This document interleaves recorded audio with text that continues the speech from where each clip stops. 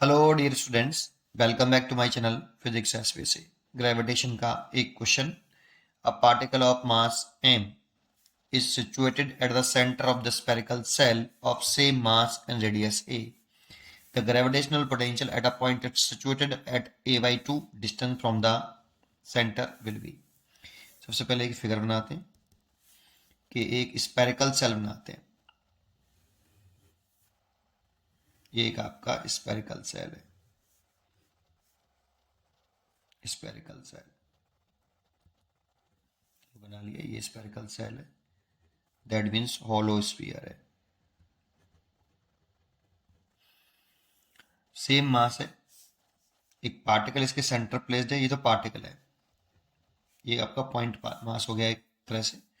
और ये एक स्पेरिकल सेल है, इसका मास भी कैपिटल एम है, इसकी रेडियस ए है।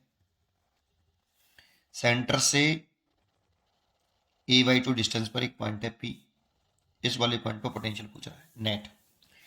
देखो इसमें दो मासेस हुआ है, एक तो पॉइंट मास और एक स्पेरिकल सेल। तो पॉइंट मास का फॉर्मूला हमें लर्न होना चाहिए और स्पेरिकल सेल का फॉर्मूला हमें लर्न होना चाहिए। इसमें क्वेश्चन में है कुछ नहीं, बस कंसेप्ट किस चीज़ का है, फॉर्मूला याद होने का। तो पहले मैं फॉर्मूले पे कंट्रोल कराता हूँ। पहले तो अगर हम नेट पोटेंशियल लिखें, net gravitational potential at point P, तो V is equal to V1, ये ड्यू टू पार्टिकल हो गया जिसे हम पॉइंट मास मान सकते हैं,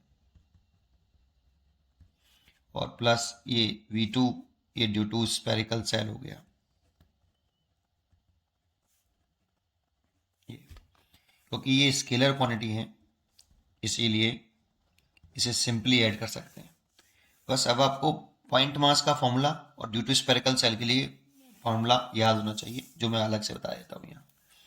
अगर कोई भी पॉइंट मास है और उसे r डिस्टेंस पर ग्रेविटेशनल पोटेंशियल पूछ रहा है, इस पॉइंट मास से r डिस्टेंस पर कितना ग्रेविटेशनल पोटेंशियल, तो ई बराबर माइनस के Gm/r, ये फॉर्मूला होता है।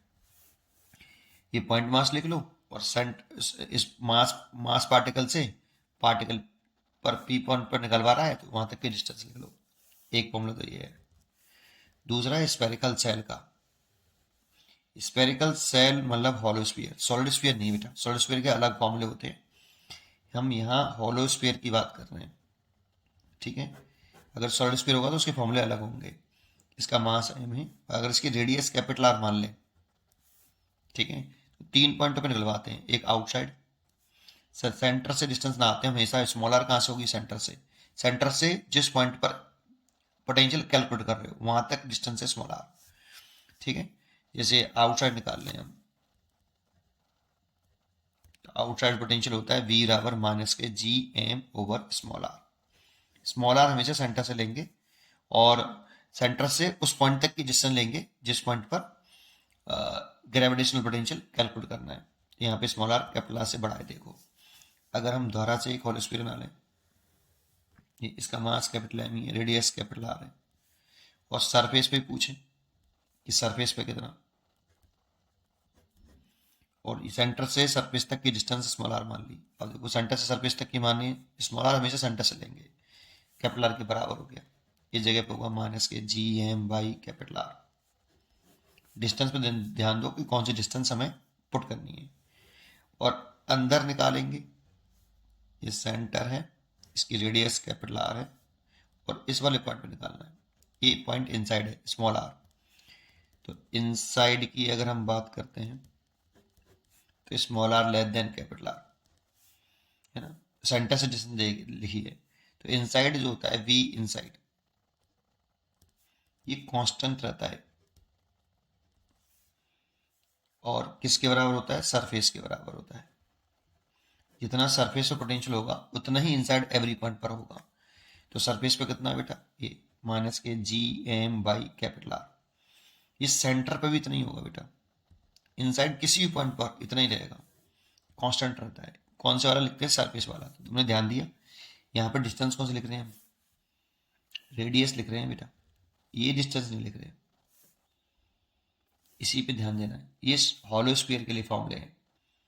इनसाइड कांस्टेंट रहता है, सेंटर पे भी निकालोगे ना तो सेंटर पे भी सेंटर पे स्मॉल आर तो जीरो हो जाएगा, लेकिन पोटेंशियल इतना ही रहेगा, माइनस के G M by capital R, क्योंकि इस पूरे रीजन में inside the hollow sphere gravitational potential constant रहता है, हॉलो स्फीयर के इनसाइड कांस्टेंट रहता है। सॉलिड स्फीयर की बात नहीं कर रहे भाई, फिर दोबारा से बोल देता हूँ, ओनली हॉलो स्फीयर की चर्चा कर रहे हैं। ठीक है, ये फॉर्मूले हमें लर्न होने चाहिए। अब कर लो, तो v इज इक्वल टू, ये पॉइंट मास के लिए लगा दो, तो पॉइंट मास के लिए तो ये लग जाएगा सीधा सीधा माइनस का g पॉइंट मास, और कितनी डिस्टेंस पर है ये सही, a/2 डिस्टेंस पर है, तो a/2। और ड्यू टू स्पेरिकल सेल देखें तो स्पेरिकल सेल के लिए ये पॉइंट कहाँ है, आउटसाइड है, सरफेस पर है, या इनसाइड है, ये चेक करना होता है। तो इनसाइड है, और इनसाइड जो होता है वो कांस्टेंट रहता है, सरफेस के बराबर होता है।